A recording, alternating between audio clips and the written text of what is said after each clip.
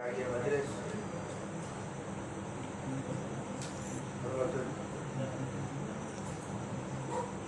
محترم حضرت حبیب عمر بن عبداللہ العباس المعروف حفظہ اللہ وجميع حبائب السادة وحاضرين الكرام من قدر السلام عليكم ورحمة الله وبركاته.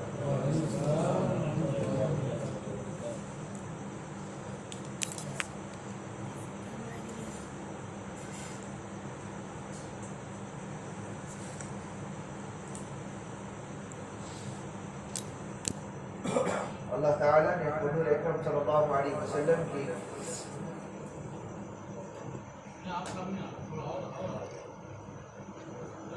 حضور اکرم صلی اللہ علیہ وسلم کی شان میں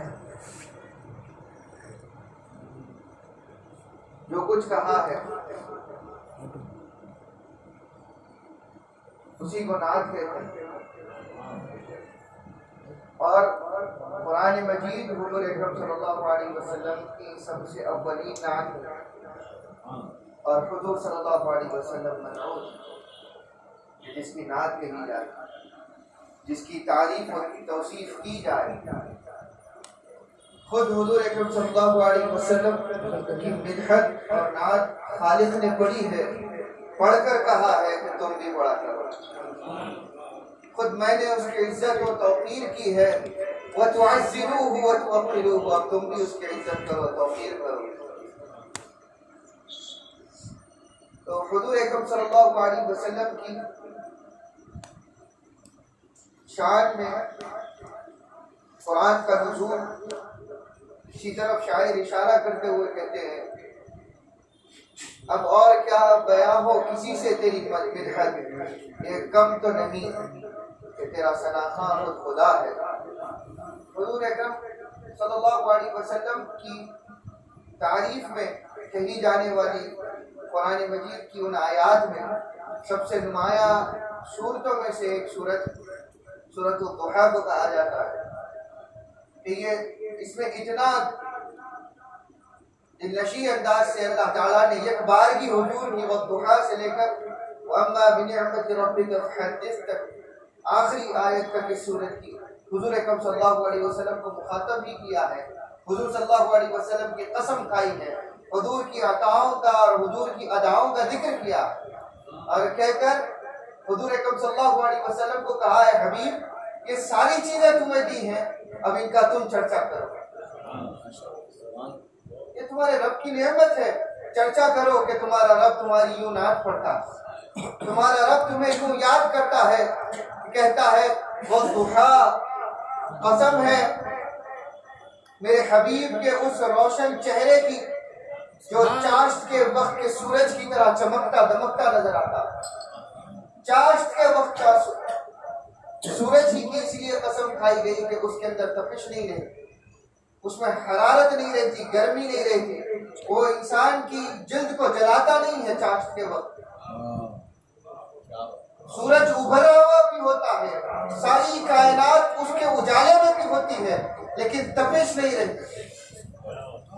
تپش زوال کے وقت کو ہوتی ہے، اور میرا حبیب وہ زوال والا نہیں ہے، اس کی روشنی بھی ایسی ہے کہ جو سب کو رحمت عطا فرمانے والی. کہا والضحیٰ، چاشت کے وقت کی طرح نکھرے ہوئے اس چہرے انور کی قسم. واللیل اذا سجا، رات کی طرح تاریک رہنے والی ان زلف عنبری کی قسم. اس طرح رات کی طرح چھا جاتی ہے میرے حبیب کے چہرے مبارک پر، جب چھا جاتی ہے تو اندھیرے کمروں کے اندر اندھیرا اسی لیے رہتا ہے کہ چہرے مبارک پر حضور نے اپنی گیسو مبارک کو ڈھانکا ہوا ہوتا. کہا کہ واللیل اذا سجا، رات کی تاریکی کی مانند حضور کی زلف عنبری کی قسم. ورنہ تو اگر چہرے مبارک سے زلفیں بھی ہٹا لی جائے تو سیدہ عائشہ صدیقہ رضی اللہ عنہا فرماتی ہیں کہ رات کے اندھیرے میں ایک مشال جل رہی تھی، ایک چراغ جل رہا تھا، وہ چراغ بجھ گیا. میں سوئی سے کچھ پرو رہی تھی، سی رہی تھی، اچانک میرے ہاتھ سے سوئی گر گئی اور اندھیرا بھی ہو گیا۔ حضور اکرم صلی اللہ علیہ وسلم اسی وقت حجرہ اقدس میں داخل ہوتے ہیں تو حضور کے چہرے مبارک سے نکلنے والی شعاؤں سے حضرت عائشہ صدیقہ رضی اللہ عنہا وہ گمی ہوئی سوئی ڈھونڈ لیتی۔ سبحان اللہ، وہ دعا رات کے اندر بھی چاشت کی مانند روشنی دینے والے اس چہرے اقدس کی قسم۔ حضور اکرم صلی اللہ علیہ وسلم کی نعت ہی پڑھی ہے اللہ تعالیٰ نے، جو کائنات تک کوئی نہیں پڑھ سکتا، کائنات کی انتہاؤں تک کوئی یہ مثال نہیں لا سکتا، ایسی نعت حضور کی پڑھ کے نہیں دکھا سکتا۔ اور پھر آپ پوچھے قافیہ ردیف کیا ہے تو پورا والضحیٰ سے لے کر آخر تک پڑھتے چلے جائیے، ہر ایک پہلو میں اللہ تعالیٰ اپنا رنگ بدلتا ہے۔ والضحیٰ واللیل اذا سجا مصرع بنا لیا، والضحیٰ اس کے لیے پہلے مصرے کو مکمل کرنے کے لیے دوسرا مصرع واللیل اذا سجا، اس کے بعد ما ودعک ربک وما قلی۔ تو لوگ یہ سمجھتے ہیں کہ وحی کچھ دن نہیں آئی، کچھ مہینے ہو گئے نہیں آئی، کوئی نئی آیت نہیں اتری، تو اہل مکہ نے تانے دینا شروع کر دیا کہ آپ کے رب نے آپ کو چھوڑ دیا۔ پیچھے کہتے ہیں کہ محمد کے رب نے شاید محمد کو بھول گئے صلی اللہ علیہ وسلم، معاذ اللہ۔ اللہ تعالیٰ نے اس تانوں کے جواب میں پوری یہ صورت نازل فرمائی کہ جبرائیل تیزی کے ساتھ اترو، قلب رسول کے اندر حزن آنے سے پہلے یہ تلاوت کر دو کہ حبیب ما ودعک ربک وما قلی، آپ کا رب آپ کو کبھی نہیں چھوڑنے والا، نہ کبھی آپ کو بھول سکتا۔ ما ودعک ربک وما قلی، سبحان اللہ، سبحان اللہ، ما ودعک ربک وما قلی، آپ کا رب آپ کو کیسے چھوڑے؟ آپ کو تو اللہ تعالیٰ قرآن کی دوسری آیت میں فرمایا فاصبر فإنک بأعیننا، حبیب صبر فرمائیے، آپ تو ہمیشہ نگاہیں خداوندی میں رہتے ہیں۔ فإنک بأعیننا، آپ کے اوپر تو ہماری نگاہیں جڑی ہیں، آپ کو چھوڑ کر تو کچھ دیکھتا نہیں ہے۔ فاصبر فإنک بأعیننا، آپ کا رب اگر ہمہ وقت کسی کو دیکھتا ہے تو آپ کو دیکھتا، اگر ان کو دیکھتا تو عذاب نہیں نازل فرما دیتا، اگر دوسروں کو دیکھتا تو عذاب نہیں نازل فرما دیتا۔ حضرت محدث دکن رحمۃ اللہ علیہ میلاد نامہ کے آخر میں بہت اچھا خاکہ کھینچتے ہیں حضور اکرم صلی اللہ علیہ وسلم کے وجود کا، اور کہتے ہیں مثالیں قائم کر کے کہ حضرات پہلے انبیاء کی امتوں پر جو عذاب نازل ہوئے، لوط علیہ السلام کی قوم، ان کے اندر جو برائیاں آ گئی تھیں، جو لواطت اور بدکاری کی طرف وہ روا تھے، وہ بدکاری کو دیکھ کر اللہ تعالیٰ نے پوری امت کو تباہ کر دیا، اجتماعی عذاب۔ پھر حضرت نوح کی قوم، اجتماعی عذاب، نہیں سنی بات، نافرمان ہو گئی، اجتماعی عذاب۔ ہود علیہ السلام کی قوم، اجتماعی عذاب۔ دیگر انبیاء اتنی بڑی فہرست ہے کہ وہ تمام کا ذکر کرتے ہوئے ہر ایک کے اندر کچھ برائی تھی، وہ برائی سے روکا گیا، نہیں رکی، تو اللہ تعالیٰ نے ساری قوم کے اوپر عذاب نازل فرمایا۔ امت محمدی میں آج افسوس کہ ہر وہ گناہ جو چیدہ امتوں میں نظر آتا تھا، آج یہ امت کے اندر ہر وہ گناہ ہو رہا، لیکن اس کے باوجود عذاب کیوں نہیں ہے؟ اس کے باوجود اس جیسا عذاب کیوں نہیں ہے؟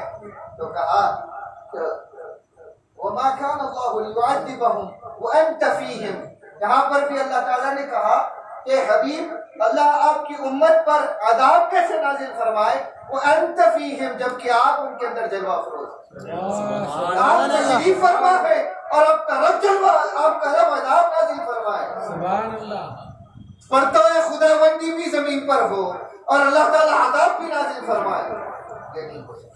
دیگر انبیاء تھے، رسول تھے، ان کا وجود بے شک معزز اور مکرم اور جیسا مقام کسی کو خلق خدا میں کسی کو نہیں، لیکن حبیب وہ اور تھے، آپ اور انک بأعیننا، آپ ہماری نگاہوں میں رہتے ہیں۔ ما ودعک ربک وما قلی، جس کو ہما وقت رب کی نگاہیں دیکھ رہی ہو، اسے رب کیسے چھوڑے؟ اسے رب کیسے چھوڑے؟ اسی لیے تو حضرت حسان نے کہا وَأَحْسَنُ مِنْكَ لَمْ تَرَ قَطُّ عَيْنٌ، ایسا حسین تو ہماری آنکھوں نے دیکھا ہی نہیں ہے کہ جس کے حسن کی قسمیں خدا کھایا کرتا ہے۔ ہماری قسم نہیں، جس کے حسن کی قسمیں خود بنانے والا بنا کر قسمیں کھائے کہ کیا بنایا ہے، بنا کر کھائے کہ کیا بنایا ہے۔ وَأَحْسَنُ مِنْكَ لَمْ تَرَ قَطُّ عَيْنٌ وَأَجْمَلُ مِنْكَ لَمْ تَلِدِ النِّسَاءُ، آپ سے جیسا، آپ سے زیادہ خوبصورت کسی ماں نے کبھی پیدا ہی نہیں کیا۔ کیسے پیدا کرے؟ کوئی ماں کو آمینہ نہیں بنایا گیا تھا، کوئی باپ عبداللہ نہیں تھا۔ اے حبیب مکرم، آپ کے نور کو ایسے سانچوں میں ڈھال کر ایسی پاکیزہ سلموں اور پاکیزہ رحموں کے اندر منتقل کرتا ہوا اللہ تعالیٰ نے پیدا کیا کہ جب وقت ولادت آیا تو وہ سب سے کمال پر، سب سے عروج پر، ان کے حسن و جمال کی بات اللہ تعالیٰ حضور اکرم صلی اللہ علیہ وسلم کے لیے کہے، فرماتا ہے کہ تم حبیب کی بارگاہ میں ٹھہرو تو نگاہوں کو بھی جھکا دیا کرو۔ صحابہ کس طریقے کے ساتھ بیٹھتے تھے حضور کی بارگاہ میں؟ کہتے ہیں کہ حضور کے بارگاہ کا ادب ایسا تھا، ہم اپنی گردنوں پر پرندوں کو محسوس کرتے تھے، گویا کہ پرندے بیٹھے ہوں اور اگر گردن اٹھا لیں تو پرندے چونچ ماریں گے اور زخمی کر دیں گے۔ اس انداز ادب کے ساتھ بیٹھتے کہ گردن نہ اٹھے۔ پرندے رہتے نہیں تھے لیکن ان کے بیٹھنے کا انداز ہی ہوتا تھا۔ صحابی کا ایک وقت وصال آیا، انہوں نے آہ بھری اور پوچھا اور کہا، انہوں نے وقت وصال نزا کے وقت میں، عین وقت میں کہا کہ زندگی حضور کی خدمت میں گزار دی لیکن ایک لمحہ بھی حضور کو آنکھ بھر کر نہیں دیکھا، ایک لمحہ بھی حضور کو آنکھ بھر کر نہیں دیکھا۔ یہ ادب تھا حضور کو دیکھنے۔ وہ اجمل من کلم تلید النساء، کون رخ پہ چڑھے دیکھے کہ طلبہ تیرا۔ تو حضور اکرم صلی اللہ علیہ وسلم کی ذات گرامی کا عالم یہ کہ جہاں پر چلے جائیں تو اندھیرے کمرے روشن ہو جائیں تو صحابہ کے درمیان بیٹھتے تھے تو کیا ہوتا تھا؟ شمس و قمر کے اندر وہ نورانیت یا وہ چمک دمک نہیں جو حضور اکرم صلی اللہ علیہ وسلم کو اللہ تعالیٰ نے عطا فرمایا، ایسا جمال۔ تو یہ جمال خود بخود حضور اکرم صلی اللہ علیہ وسلم کا اللہ تعالیٰ کے اذن سے منور ہوتا رہا ہے۔ ایک مرتبہ جیسا بنا تھا ویسا چھوڑ دیا نہیں۔ ما ودعک ربک وما قلی کے بعد کہا وللآخرۃ خیر لک من الاولی۔ اے حبیب، آپ کے لیے ہر آنے والی گھڑی پچھلی گھڑی سے بہتر ہے۔ پچھلی گھڑی ابھی جو گزری، ابھی آپ کا رب آپ کو وہ دعا کہہ دیا، ایک لمحہ گزر گیا، اب دوسرا لمحہ آیا ہے، آپ اس سے زیادہ حسین ہو گئے۔ ابھی آپ کو دعا کہا ہے، لمحہ گزر گیا، وقت گزر گیا، یہ لمحہ جو گزر گیا آنے والا لمحہ آپ کے لیے اور بہتر ہے۔ وہ نورانیت میں اضافہ ہو رہا ہے۔ آج آپ کا رب جیسی نعت پڑھ رہا ہے، کل اس سے اور بہتر، کل اس سے اور بہتر، اگلا لمحہ اور بہتر۔ کہ اللہ تعالیٰ نے خود اپنی وہ صفات اپنے حبیب کو دی کہ جو حبیب اکرم صلی اللہ علیہ وسلم کو اللہ تعالیٰ نے خود کے لیے جو فرمایا وَلِكُلِّ يَوْمٍ هُوَ فِي شَأْنٍ، اللہ تعالیٰ کی ہر دن ایک نئی شان، اللہ کی شان ہو تو ہر دن ایک نئی شان کے ساتھ جلوہ گر ہے، اور میرے حبیب کی بات ہو تو ہر لمحہ ایک نئی شان کے ساتھ ہے۔ وَالْآخِرَةُ خَيْرٌ لَكَ مِنَ الْأُولَىٰ، ہر پچھلی گھڑی سے بہتر آنے والی گھڑی ہے۔ حضور اکرم صلی اللہ علیہ وسلم کو بھیج کر کہا کہ وَوَجَدَكَ ضَالًّا فَهَدَىٰ، اسی صورت میں جو آیت کریمہ پڑھی گئی کہ وقت نہیں ہے ورنہ اس کو بہت ساری باتیں ہیں اس کے اندر پڑھنے کے لیے، لیکن اختصار یہ سن لیجیے کہ وَوَجَدَكَ ضَالًّا، تراجم اٹھا کر پڑھیے، گستاخوں کے تراجم کے جو اپنے آپ کو عالم سمجھتے ہیں یا مترجم سمجھتے ہیں قرآن کا، تو حقیقت میں علوم قرآن سے آگے ہی نہ ہونا ایسے تراجم کے اوپر لاتا ہے کہ انہوں نے کہا کہ آپ کے رب نے آپ کو گمراہ پایا معاذ اللہ، تو آپ کو ہدایت دے دی، جہاں پہ وہ دعا کہہ کر مخاطب کر رہا ہے، جہاں جن کے چہروں کی قسم کھا رہا ہے ان کو گمراہ کہے، خلاف قیاس ہے، خلاف تمیز ہے کہ قرآن کی جو حروف کی تمیز ہے اس کے بھی مخالف کیسے ہو سکتا ہے کہ اللہ تعالیٰ حضور اکرم صلی اللہ علیہ وسلم کو گمراہ کے، جنہوں نے اور بہت سارے تراجم میں ضرورت نہیں کہ ان کو بیان کیا ہے کہ ضالن کے معنی میں گمراہی، بھولنا وغیرہ وغیرہ جیسی، کہ آپ کو بھولا ہوا پایا تو ہدایت دے دی، آپ کو بھٹکا ہوا پایا معاذ اللہ تو ہدایت دے دی، ایسے بہت ساری تراجم کی گستاخی آ رہی ہے۔ دیکھیں حضرت علامہ قرطبی رحمۃ اللہ علیہ تفسیر قرطبی میں، اور حضرت قاضی ایاز مالکی رحمۃ اللہ علیہ اس کے تفسیر میں ارشاد فرماتے ہیں کہ اللہ تعالیٰ نے جو کہا وَوَجَدَكَ ضَالًّا فَهَدَىٰ، اے وَوَجَدَ قَوْمَكَ ضَالِّينَ فَبِكَ هُدَاهُمْ، نے کہا کہ اس معنی کا حقیقت میں منشا یہ ہے کہ آپ کی قوم کو اللہ تعالیٰ نے گمراہ پایا، آپ کی قوم کو اللہ تعالیٰ نے گمراہ پایا تو آپ کے ذریعے سے ہدایت دی۔ وَوَجَدَكَ اَيْ وَوَجَدَ قَوْمَكَ ضَالًّا، آپ کی قوم کو گمراہ پایا، فَبِكَ هُدَىٰ، آپ کے ذریعے سے ہدایت دی۔ اس کے معنی کی دلیل قرآن ہی سے دیتے ہیں کہ اللہ تعالیٰ نے حضور اکرم صلی اللہ علیہ وسلم کو جب مبعوث فرمایا، سورۃ الجمعہ میں ارشاد فرماتا ہے هو الذی بعث فی الأمیین رسولا، وہی ذات ہے کہ جس نے اپنے رسول کو مبعوث کیا امیین میں، جاہلوں میں۔ اللہ تعالیٰ حضور کے لیے فرما رہا هو الذی بعث فی الأمیین رسولا، اللہ تعالیٰ نے اپنے حبیب کو، اپنے رسول کو امیوں میں، گمراہوں میں بھیجا، بھٹکے ہوئے میں بھیجا، بھولے ہوئے میں بھیجا، گمراہوں میں بھیجا، گمگشتہ راہوں میں بھیجا، تاکہ وہ حضور اکرم صلی اللہ علیہ وسلم کے ذریعے سے ہدایت پائے۔ آگے کیا کہا؟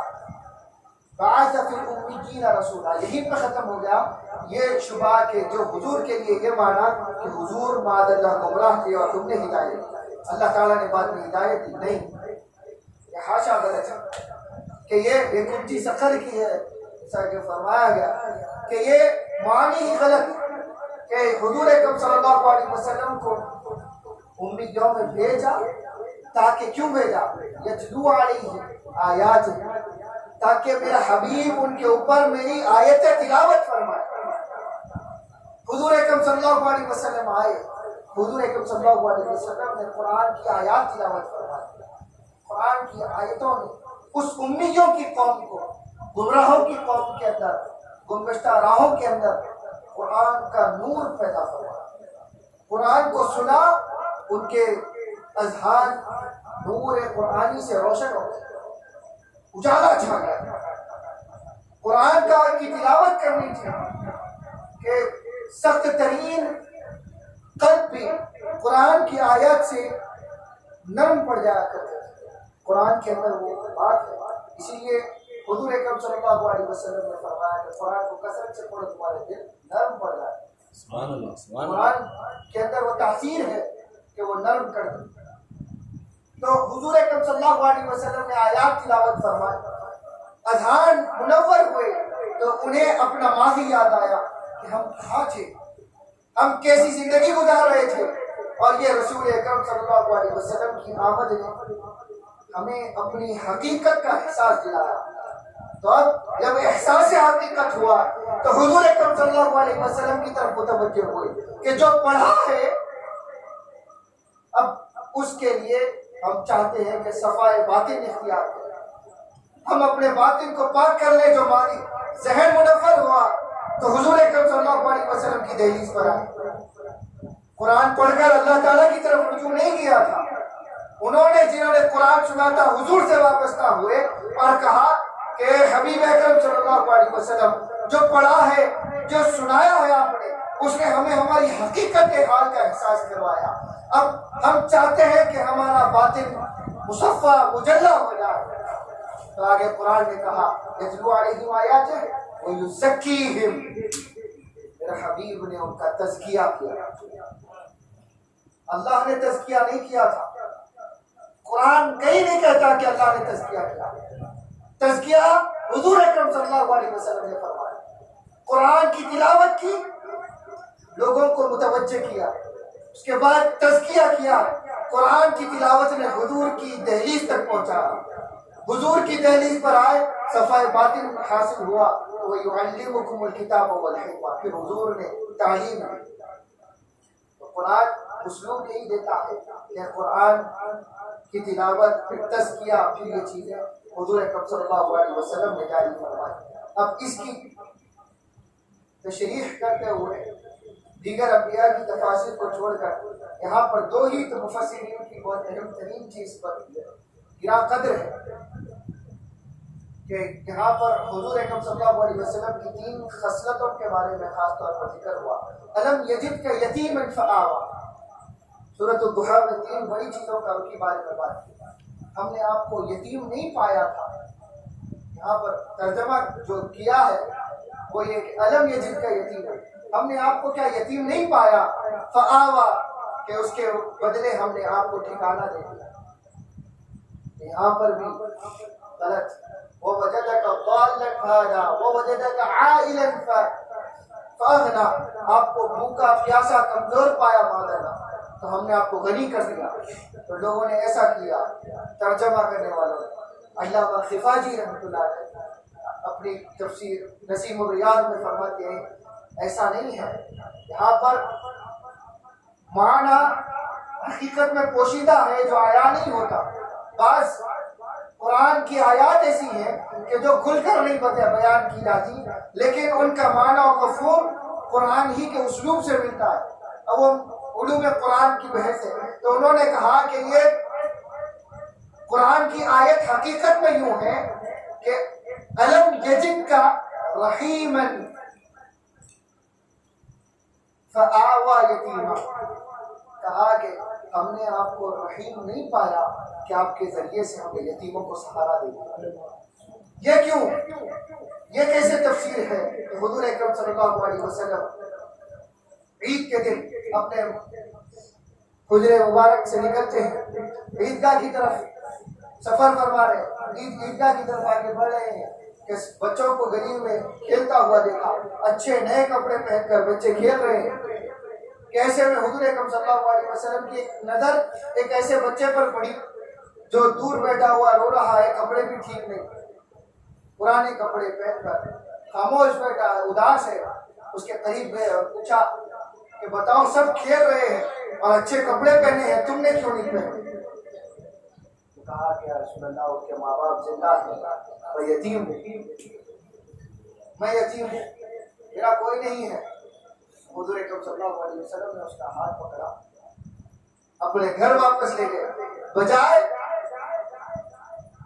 عیدگاہ جانے کے حضور صلی اللہ علیہ وسلم واپس حجرے مبارک میں گئے۔ حضرت سیدہ عائشہ سے کہا کہ اس کو نہلا دھلا کر کپڑے پہنا، کپڑے دیے گئے، کپڑے نئے کپڑے پہن کر اس بچے کا ایک ہاتھ اپنے دستے مبارک میں پکڑا اور ایک ہاتھ میں حسن اور حسین کے ہاتھ پکڑے ہوئے حضور صلی اللہ علیہ وسلم دوبارہ گھر سے باہر نکلے اور بچے کی طرف مخاطب ہو کر کہتے ہیں کہ اب تو راضی نہیں ہے کہ حسن اور حسین تیرے بھائی ہوں اور محمد رسول اللہ تیرا باپ ہوں۔ یہ حضور اکرم صلی اللہ علیہ وسلم کی یتیم پروری ہے کہ یہ رحمت ہے کہ کہا کہ الم یجد کا یہ رحیما، کیا ہم نے آپ کو رحم دل نہیں پایا کہ جس کے ذریعے سے آپ کو تمام یتیموں کا سہارا بنا کر بھیج دیا۔ آپ در یتیم بن کر پیدا ہوئے، آپ کے والد نہیں تھے پیدا ولادت کے وقت، یتیم پیدا ہوئے لیکن برے یتیم تھے، ایسے یتیم پیدا ہوئے کہ جن کی یتیمی کے سائے کے اندر دوسرے یتامہ آ کر اپنا سہارا حاصل کرے۔ کہا کہ حبیب آپ کو ساری کائنات کے لیے یتیم پرور بنا کر بھیجا۔ اب نگاہ امت اس وقت نظارہ دیکھ کر وہ کہہ رہی ہوگی کہ کاش کہ ہم بھی یتیم ہوتے تو محمد صلی اللہ علیہ وسلم، رسول اللہ صلی اللہ علیہ وسلم کی ہمیں بھی وہ یتیم پروری میسر آتی، حضور کی وہ چادریں یتیم پروری ہمارے بھی سروں پر سایہ فکن ہوتی، جیسے کہ اس بچے کا مقدر ہو گیا۔ کہا کہ آج سے فاطمہ تمہاری خالہ، حسن اور حسین تمہارے بھائی، اور محمد اور عائشہ تمہاری ماں، محمد صلی اللہ علیہ وسلم تمہارے رسول بھی تمہارے باپ داخل۔ پھر کہا آگے کی آیت میں وَوَجَدَكَ ضَالًّا فَهَدَىٰ کے بارے میں کہا وَوَجَدَكَ مَهْدِيًّا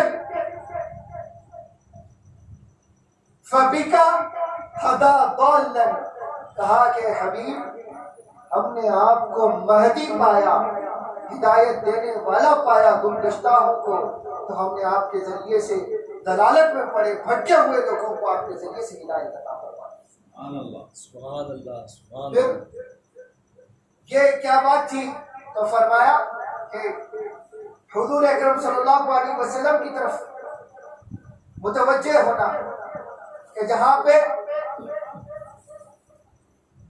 تمام تر تفاسیر حضور اکرم صلی اللہ علیہ وسلم کی نعت کی طرف اشارہ کرے، اسی کو پکڑ کر چلنا یہ امت کا عین فریضہ ہے۔ وہ وقت اجازت نہیں دے رہا اور سب کو محفل کی جاری رکھتی ہے، تو حضور اکرم صلی اللہ علیہ وسلم کے لیے کہا کہ وَوَجَدَكَ ضَالًّا فَهَدَىٰ، تو کہا کہ نہیں، حقیقت میں یہاں پر اور ایک بات یہ ہے کہ مفعول مقدم کیا گیا ہے، اور حضرت شاہد الحق محدث دہلوی اور دیگر مفسرین نے کہا ان آیتوں کو یوں پڑھا جائے کہ الم یجد کا فآویٰ یتیما، ہم نے آپ کو یتیموں کا پرور پایا تو آپ کے ذریعے سے یتیموں کو سہارا بنا دیا، ہم نے آپ کو مہدی پایا تو آپ کے ذریعے سے گمراہوں کو ہدایت عطا فرما دی، اور ہم نے آپ کو وَوَجَدَكَ فَأَغْنَىٰ بِكَ عَائِلًا، کہ ہم نے آپ کو ایسا غنی پایا کہ آپ کے ذریعے سے بھوکوں کو اور پریشان حالوں کو آپ کے ذریعے سے غنی کر دیا۔ اس کی تفسیر میں ایک واقعہ آیا کہ ایک صحابی حضور اکرم صلی اللہ علیہ وسلم کی بارگاہ میں تشریف لائے، وہ قرض دار تھے یہودی حضور صلی اللہ علیہ وسلم وہ صحابی سے قرض مانگ رہا، حضور صلی اللہ علیہ وسلم کی بارگاہ میں بلایا گیا، حضور نے کہا کہ اس کا قرض معاف کرو، اس نے کہا کہ نہیں معاف کرو، تو حضور صلی اللہ علیہ وسلم نے کہا کہ ٹھیک ہے معاف نہیں کرتے تو تھوڑا وقت دے دو۔ وہ صحابی کا ایک باغ تھا جس میں پھل ہی نہیں لگ رہے، درخت تھے، درخت کو پھل نہیں لگتا، بارہا حضور صلی اللہ علیہ وسلم نے یہودی سے کہا کہ نہیں اس کو وقت دو، وہ نہیں دینا چاہتا، اس نے کہا کہ نہیں مجھے میرا قرض چاہیے۔ حضور صلی اللہ علیہ وسلم میدان میں آئے، حضور اٹھے صحابی کے اس باغ میں گئے، کہا کہ مجھے باغ میں لے چلو، باغ میں لے گئے، یہودی کو بھی وہیں بلایا، باغ کی ایک ٹہنی کو پکڑا، پکڑتے ہی منظر کیا دیکھتا ہے یہودی کہ حضور اکرم صلی اللہ علیہ وسلم کا جو دست مبارک لگنا تھا، درخت پر پھل اتنے اگ گئے کہ پتے نظر نہیں آتے تھے، اتنے پھل نظر آتے تھے۔ حضور صلی اللہ علیہ وسلم نے کہا کہ لے جاؤ کتنے پھل توڑنا ہے، توڑتے جاؤ اور اپنا قرض واپس لیتے جاؤ۔ توڑتے گیا تھک گیا، اس کے بعد میں کہا کہ میرا قرض مل گیا، تو حضور صلی اللہ علیہ وسلم نے کہا اس رب کی قسم جس کے قبضے قدرت میں محمد کی ذات ہے صلی اللہ علیہ وسلم، جب تک محمد ہاتھ نہ چھوڑے گا جب تک پھل لگنا بند نہ ہو۔ اس کے بعد حضور صلی اللہ علیہ وسلم نے ہاتھ ہٹایا اور سارے درخت پھلدار بھی ہو گئے اور وہ یہودی کا قرض بھی ادا ہو گیا۔ حضور کے لیے کہا الم یجد کا وَوَجَدَكَ عَائِلًا فَأَغْنَىٰ، تو کہا حضرت سیدنا شیخ عبد الحق محدث دہلوی نے کہ یہ معنی ایسا نہیں ہے کہ یہ معنی یوں ہے کہ وہ وجدک فاغنا بک عائلا، کہ حبیب اکرم صلی اللہ علیہ وسلم ہم نے آپ کو ایسا سخی اور جواد پایا کہ ہم نے آپ کے ذریعے سے دوسروں کی محتاجی دور کر دی، ہم نے آپ کے ذریعے سے لوگوں کی محتاجی دور کر دی۔ اسی طرح سنن ترمذی میں ایک روایت آتی ہے کہ حضور صلی اللہ علیہ وسلم کی بارگاہ میں 10,000 دینار ایک ہی وقت میں حضور صلی اللہ علیہ وسلم کی بارگاہ میں کسی نے نذرانہ پیش کیا۔ حضور نے مدینے کے تمام محتاجوں کو بلایا کہ جس کو قرضہ ہے، جو پریشان حال ہے، وہ سب آ جائے اور اپنا اپنا قرض لے کر چلے جائے۔ وَأَمَّا السَّائِلَ فَلَا تَنْهَرْ، اسی سورے کی آیت ہے تو حضور کے لیے فرمایا کہ اے لوگوں، وَأَمَّا السَّائِلَ، اے حبیب اکرم صلی اللہ علیہ وسلم، جب سائل آپ کے در پر آئے فَلَا تَنْهَرْ، آپ اس کو نا امید نہ لوٹائیں۔ تو حضور کے لیے اللہ کا حکم آ گیا اور حضور صلی اللہ علیہ وسلم نے پیروی کرتے ہوئے جیسے ہی سب کچھ آ گیا، حضور صلی اللہ علیہ وسلم نے سارا ایک بارگی سب کو کہا کہ تمہارا جتنا جتنا ہے، سب کو جتنی جتنی ضرورت ہے لیتے چلے جاؤ۔ سب نے اپنا اپنا حصہ دیا، جس کی جتنی ضرورت تھی اٹھائے لے کر چلے گئے۔ آنے واحد میں سارے 10,000 دینار ختم ہو۔ ایسے میں کچھ 2-3 افراد دیر سے پہنچے اور کہا کہ یا رسول اللہ، ہم بھی پریشان ہیں، ہم بھی تنگ ہیں، لیکن ہم آنے تک سب ختم ہو گیا۔ حضور صلی اللہ علیہ وسلم نے کہا کہ ٹھیک ہے، جاؤ بازار میں محمد کا نام لے لینا، صلی اللہ علیہ وسلم، محمد کا نام لے لینا، وہاں جا کر میرے نام پر تم جو کچھ اٹھانا چاہتے ہو وہاں سے اٹھا لو، تمہارا قرض میں ادا کروں، تمہیں پیسے آ جائے تو لوٹا دو ورنہ میں تمہارا قرض ادا کروں۔ یہ کہہ کر حضور صلی اللہ علیہ وسلم اما السائل فلا تنهر، کہ جب کوئی سائل آتا ہے تو حضور صلی اللہ علیہ وسلم اس کو منع بھی نہیں کرتے، سبحان اللہ، سبحان اللہ، منع نہیں کرتے، اور حضور صلی اللہ علیہ وسلم ان کا قرض بھی ادا کرتے ہیں۔ تو حضور اکرم صلی اللہ علیہ وسلم کے لیے ایک آخری واقعہ سنانا چاہتا ہوں، مطابقت اسی سے بھی ہے اور کچھ سادات کے نفوس کی طرف، کچھ سادات کرام بھی بیٹھے ہوئے ہیں تو ان کی دلوں کی گہرائی تک بھی وہ بات، اور پھر دیگر حاضرین کو اس لیے سنانا چاہتا ہوں کہ یہ وقت کا تقاضا بھی ہے اور حالات ہر طرف وہی ہے کہ محتاجی پھیلی ہوئی ہے، اور ہمارے لیے طریقہ ہے کہ ہم ساری فلا تنهر۔ حضور کی صفت یہ ہے کہ حضور کسی کو خالی نہیں لوٹاتے، آپ دوسروں کے اوپر حضور اکرم صلی اللہ علیہ وسلم کے خیال جوادی کے جود و سخا سے عطا کرتے رہیے، اللہ تعالیٰ آپ کو عطا کرے۔ اور خاص طور پہ عطا کرنے کے وقت تو ہر کوئی اپنا صدقہ اور زکوٰۃ کا مال اور بہت بے بہا ماشاءاللہ کارہائے خیر کرنے والے لوگ، اصحاب خیر، اپنے مال و رزق لے کر محتاجوں تک پہنچ رہے ہیں، لیکن سادات کے لیے پریشانی پھر بھی اپنی جگہ برقرار ہے۔ کئی ایسے سادات ہیں کہ جن کے پاس میں نہیں پہنچ رہا یہ غریب کی اطلاع میں بھی چند لوگ پہنچے، تو وہ بات واقعہ یاد آیا کہ حضرت ربیع بن سلیمان، یہ حضرت غالباً حضرت امام شافعی کے ہم عصر تھے۔ ربیع بن سلیمان یہ حج کے لیے سفر کے لیے نکلے، اپنے ساتھ 600 دینار اس وقت کے رکھے ہوئے تھے انہوں نے سفر کے لیے، سفر حج کے دوران استعمال کرنے کے لیے۔ بغداد میں قافلہ رکا کچھ پڑاؤ کچھ دیر کے لیے، تو کچھ دیر پڑاؤ کرنے کے لیے قافلہ رکا، تو تھوڑی توجہ اگر آپ بدلیں تو ختم کی طرف کی ہے یہ واقعہ سنا کر کہ جی بالکل، ارشاد عالی، سبحان اللہ، سبحان اللہ۔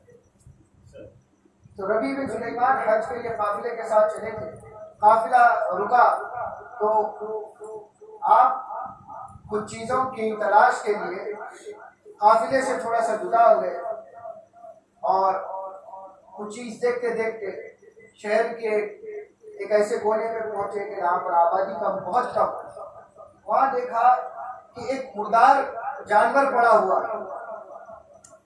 اور ایک عورت آئی، آ کر اس مردار جانور میں سے کچھ گوشت کاٹ لیا، کاٹ کر اس مردار جانور کا گوشت کر لیا۔ یہ دیکھ کر ان کو بڑی تشویش ہوئی ربیع بن سلیمان کو۔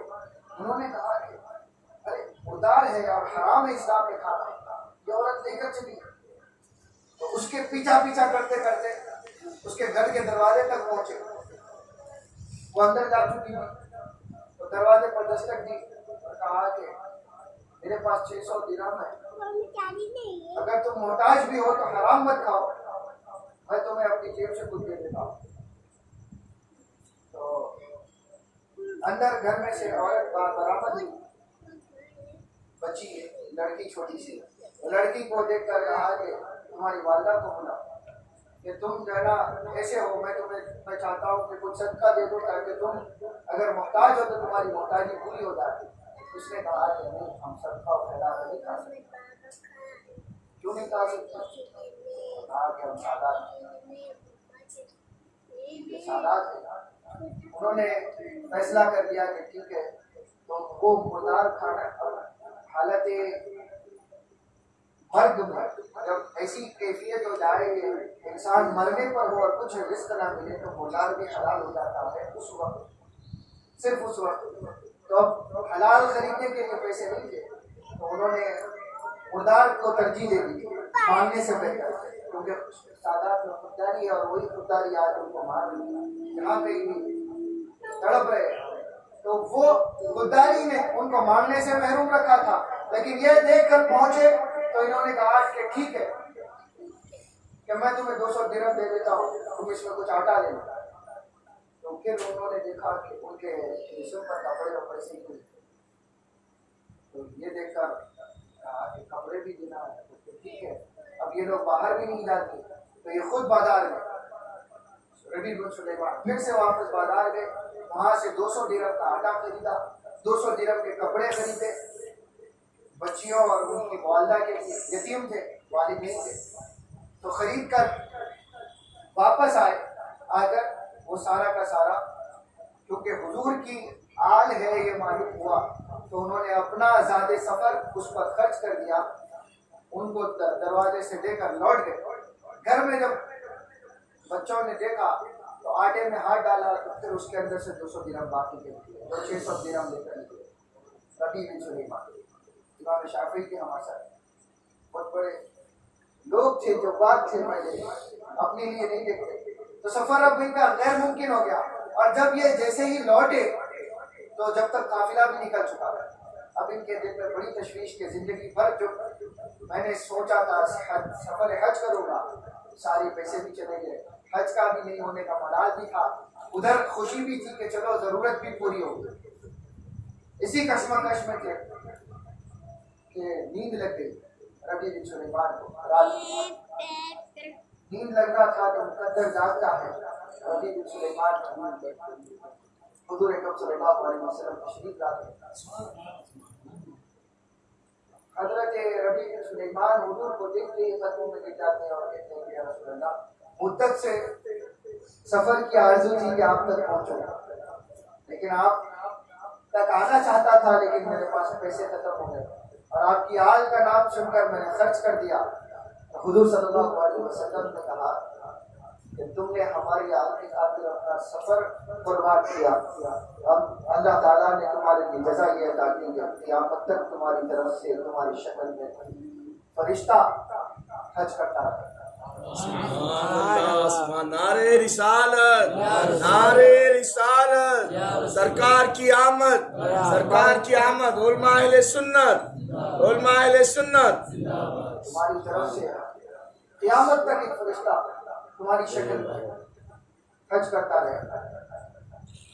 اب حضرت ربیع بن سلیمان کو اس کے بعد حضور صلی اللہ علیہ وسلم نے ایک چھوٹی سی تھیلی دی ہاتھ میں، کہا کہ تم نے ہماری آل پر خرچ کیا، ہم تمہیں تمہارا حساب قیامت تک بھی اٹھا کر نہیں رکھتے، ہم تمہیں یہیں پہ دے دیں گے۔